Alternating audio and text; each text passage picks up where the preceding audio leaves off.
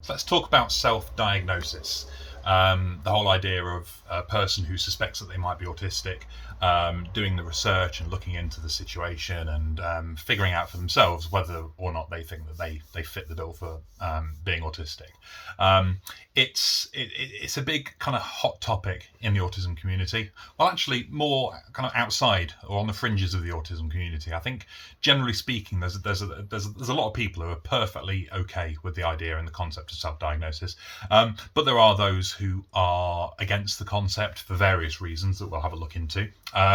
And today, I just want to kind of talk about my views on this and why I think personally that self-diagnosis is perfectly valid, if not completely necessary in some circumstances.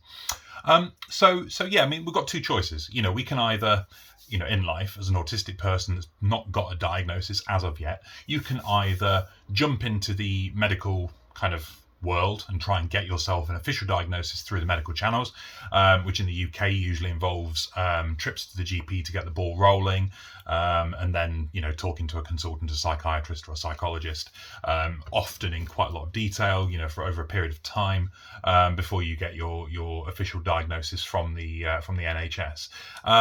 That obviously is subject to waiting lists and gatekeeping of its own kind. All it takes, for example, is for a GP, your first port of call, to be particularly unhelpful or skeptical about the concept, which is going to be a real problem. If you present as female, or if you're a person of colour, the likelihood, I think, of a GP being a bit skeptical in those circumstances is actually sadly quite reasonably high, because of the general consistent and continued misconceptions about what autism is. If you turn up and you're not young, male, and kind of nerdy, then unfortunately there's a decent chance you'll be dismissed out of hand.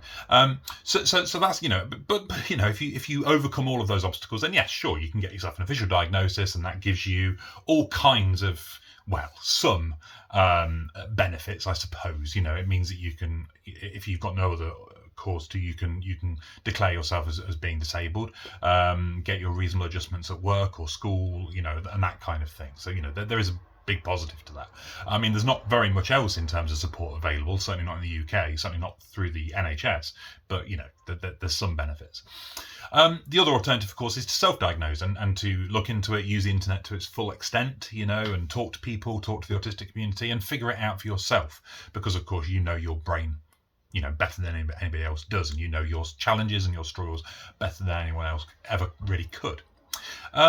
So yeah, they're your two options, and from my personal point of view, I think both are perfectly valid, both are perfectly sound.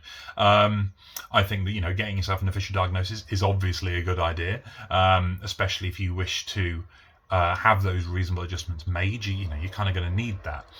But I believe that given the circumstances, given the situation in the world as it is, and how the medical profession works and all the rest of it, both in this country and abroad, especially in America, that self-diagnosis has to be more acceptable than it currently seems to be.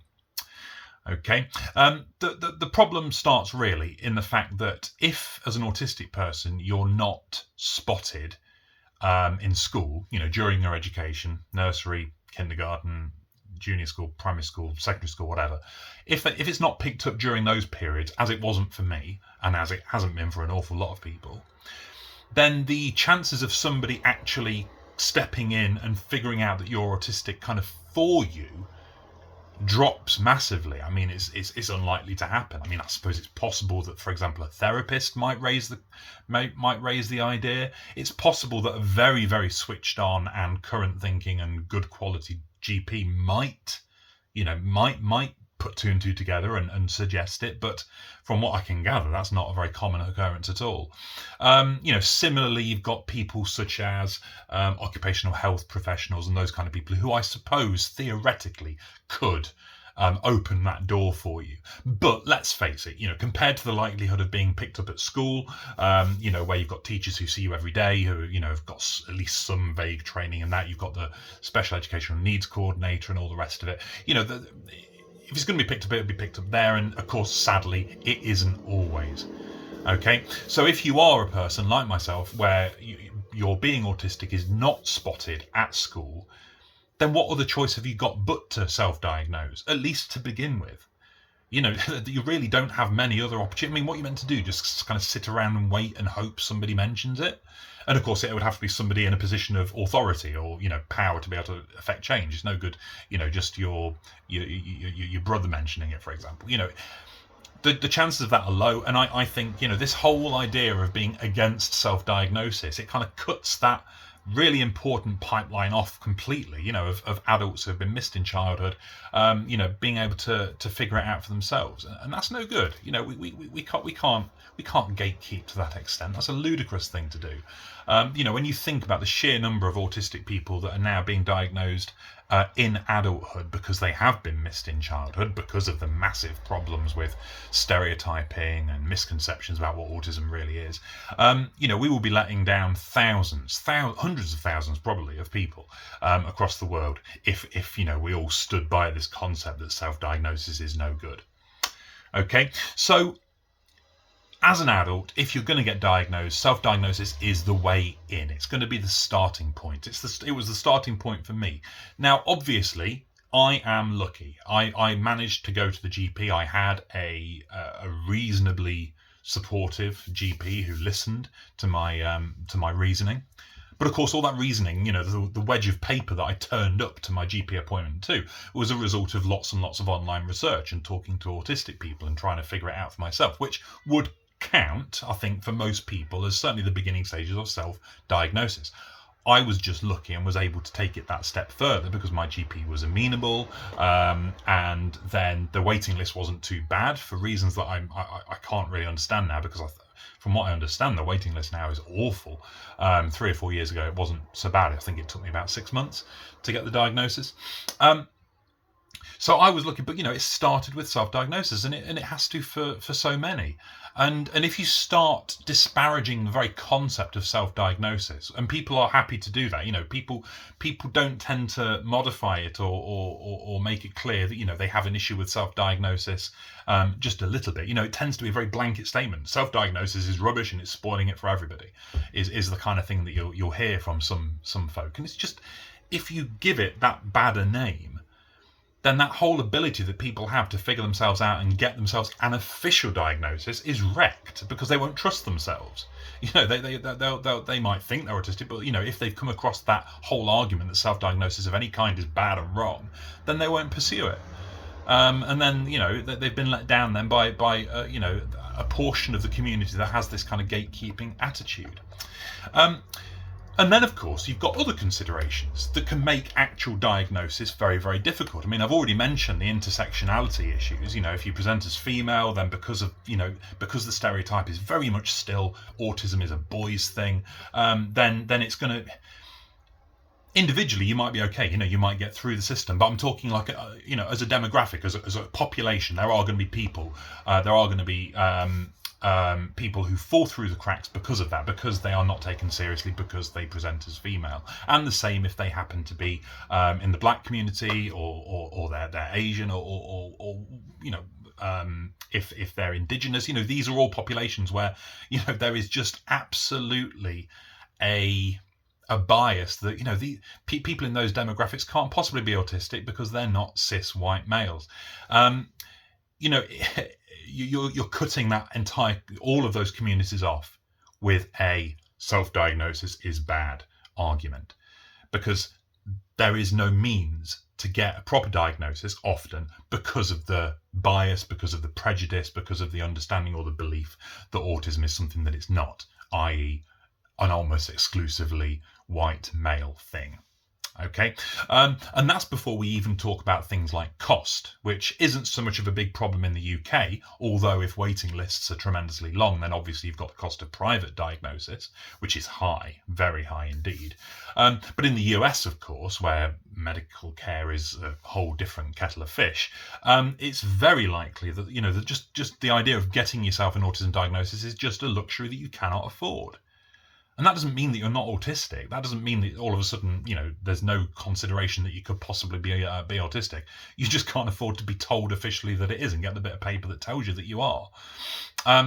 which that's not a system that we should be supporting. That's not a structure that we should be thinking, yeah, that's actually fine, that's great, because it's not. That's a very, very, very bad situation.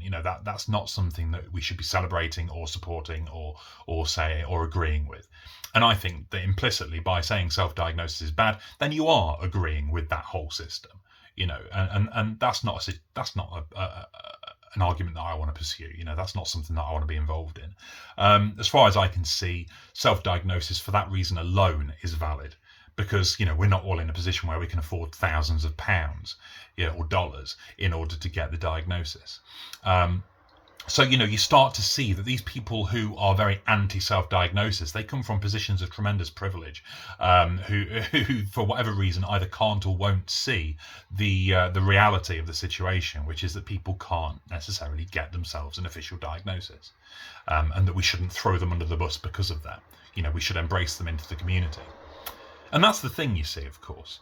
It's not like people who are self-diagnosed autistics are somehow kind of, creaming off resources or anything like that, because there aren't any.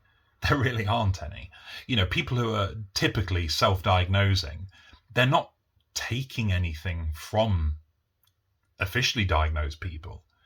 A, because there's no talk of it being taken from. If they need it, they need it. A self-diagnosed person will have gone through and they will have researched it thoroughly to, because autistic people tend to be like that. With the whole imposter syndrome means that, I still doubt my own autism diagnosis, and that was official. So imagine what it's like for a self-diagnosed person. The self-doubt is enormous. So, you're not going to do it lightly. And so you're not, there's not a case of anything being taken away from the officially diagnosed, because we all deserve it. We all deserve that help. But the other thing is that there's nothing to take away. There's nothing to steal from the officially diagnosed community at all. There's no help or support or result. It's not a zero-sum game, the idea of getting reasonable adjustments at work. There's not only a certain number of people who are allowed reasonable adjustments, and once that cap is reached, then that's the end of it. Sorry, you don't get anything. That's a nonsense. So there's no downside in that respect to there being people who have diagnosed themselves based on their own self-understanding. Nothing is being lost at all. And we see that this privilege that this argument comes from. To be quite honest with you, and to be quite blunt about it, all too often it's tinged with enormous amounts of misogyny more than anything else, I think. Generally speaking, those people who are attacked for self-diagnosis, I haven't got the figures, I doubt the figures exist, to be honest, but I would say from my own experience, and I'd see a lot on Twitter, that the vast majority of those people who are attacked for being self-diagnosed are female, or present as female. Okay, because of the inherent bias against that in terms of autism being seen as male, but also, of course, just the endless curse of blooming misogyny, which doesn't appear to be going anywhere. And in fact, in these times where things are starting to shift a little bit regressive, seems to be getting a little bit worse. Well, a lot worse, really. So whenever you come across self-diagnosis gatekeepers, people who are against that kind of thing, it never feels like you're very far away from misogyny. It always feels like, just scratch the surface and you'll find it. There it is.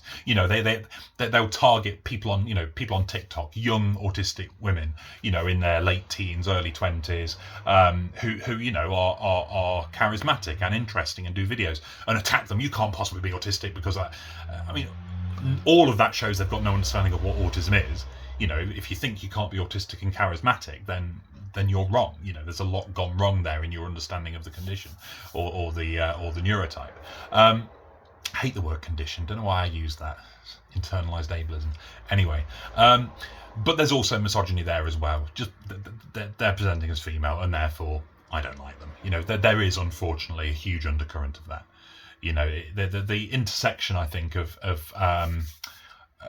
autistic cis men and this kind of undercurrent of misogyny is unfortunately that there's quite a big the Venn diagram overlaps a little bit more than I wish it did, to be honest.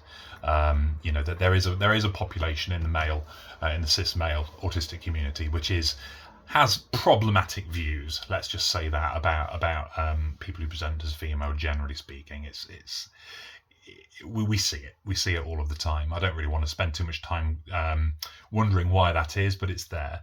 And I think it comes out in this anti-self-diagnosis business. It's interesting. You don't see. I mean, I don't. I mean, because I'm white, so I'm not going to see this. But from my vantage point, I follow a lot of autistic people of colour.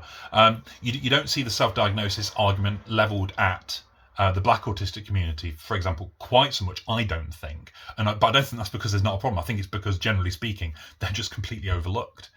Even by the bigots, which is just which shows you how big the problem is, for the black autistic community, that they are seen as, they're not even seen as being overlooked, because they're just not seen at all.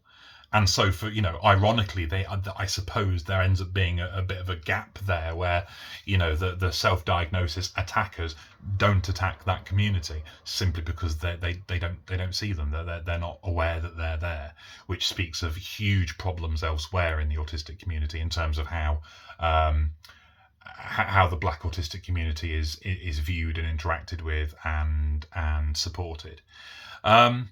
So whenever you see this self-diagnosis issue, the argument rear its head, and you will if you spend any amount of time on social media, Facebook or Twitter, I think it's worth bearing in mind all of these things.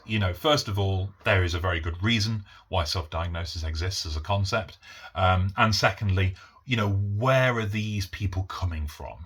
What's their angle? What's their argument here? Is it really a kind of a philosophical idea of you must have an official because you're taking resource away, or is there something more nefarious at work there?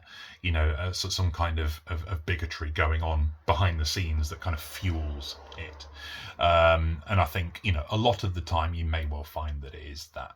Okay, so my thoughts on self-diagnosis, generally speaking, the arguments against it are spurious, they're bad faith, they're not particularly useful, and most of the time, in fact nearly all the time, they're completely unattached to reality anyway, with no real consideration of what the real world looks like for people who are struggling to get themselves a diagnosis.